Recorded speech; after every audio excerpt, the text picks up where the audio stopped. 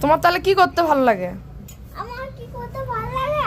ছোট কাজ করতে ভালো লাগে। ছোট কাজ কোনগুলা? কোনগুলো ছোট কাজ? সেই আমি তোমাকে কেরি পাতা ছাড়িয়ে দিই। আচ্ছা, কেরি পাতা ছাড়িয়ে দাও। আর তারপর চায়ের কাপটা রেখে আসি। চায়ের কাপটা রেখে এসো। আর তারপর আমি তো হেল্প করে দিই। হেল্প করে দাও। হ্যাঁ।